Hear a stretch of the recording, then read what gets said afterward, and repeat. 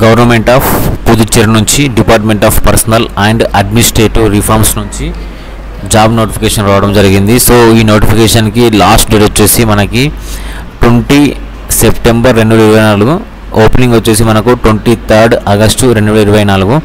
So ఈ notification వచ్చేసి మనకి అసిస్టెంట్ లెవెల్ 6 అనమాట. టోటల్గా 256 వేకెన్సీస్ ఉన్నాయి ఓవరాల్గా ఈ పోస్ట్కి.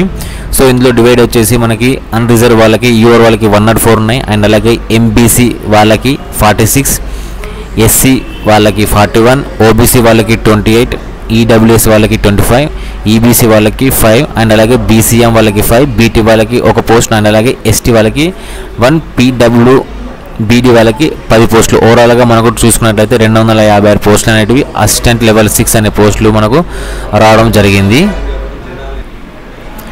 ఈ యొక్క జాబ్ నోటిఫికేషన్కి సంబంధించిన పోస్ట్కి వచ్చేసి ఎడ్యుకేషన్ క్వాలిఫికేషన్ చూసుకున్నట్లయితే మనకు ఓవరాల్గా డిగ్రీ అనేది మినిమం క్వాలిఫికేషన్ అండి. సో దీనికి ఏ యూనివర్సిటీ అయినా any degree of any recognised university నుంచి పాస్ ఉండాలన్నమాట. సో అలాగే ఏజ్ లిమిట్ వచ్చేసి మనకి మ్యాక్సిమం 30 ఇయర్స్ బిలో ఉండాలన్నమాట. మ్యాక్సిమం వచ్చేసి 30 ఇయర్స్.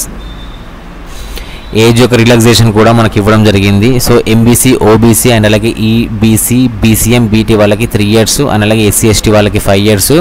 సో ఇలా ఏజ్ రిలాక్సేషన్ కూడా ఉందన్నమాట. సో ఈ జాబ్ నోటిఫికేషన్కి మెథడ్ ఆఫ్ సెలెక్షన్ వచ్చేసి మనకు టైర్ 1, టైర్ 2లో జరగడం జరుగుతుంది. సో టైర్ 1 ఎగ్జామ్లో అండ్ టైర్ 2 ఎగ్జామ్కి సంబంధించిన సబ్జెక్ట్ రెండు ఒకసారి మనం చూసినట్లయితే టైర్ 1 ఎగ్జామ్ వచ్చేసి జనరల్ ఇంటెలిజెన్స్, అండ్ అలాగే జనరల్ అవేర్నెస్, అండ్ అలాగే క్వాంటిటివ్ ఆప్టిట్యూడ్, అండ్ అలాగే ఇంగ్లీష్ కాంప్రిహెన్షన్స్, అండ్ అలాగే టైర్ 2లో మ్యాథమెటికల్ ఎబిలిటీస్, అండ్ అలాగే reasoning and general intelligence, and అలాగే ఇంగ్లీష్ లాంగ్వేజ్, అండ్ అలాగే general awareness and computer knowledge. So ఈ ఓవరాల్గా మనకు టైర్ 1, టైర్ 2 ఎగ్జామ్ సంబంధించినటువంటి సబ్జెక్ట్స్.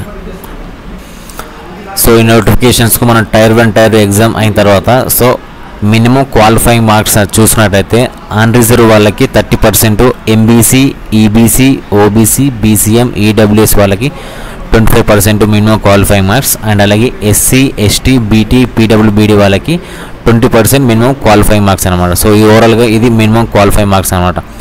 సో ఎవరైతే మినిమం డిగ్రీ, గ్రాడ్యుయేషన్ కంప్లీట్ చేసుకొని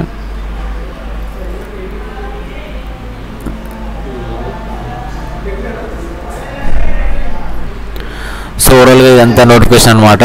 మీరు ప్రతి ఒక్క గవర్నమెంట్ కానీ, ఐటీ జాబ్స్ కానీ, అండ్ అలాగే డైలీ లోకల్ జాబ్స్ కోసం subscribe to VKR daily jobs.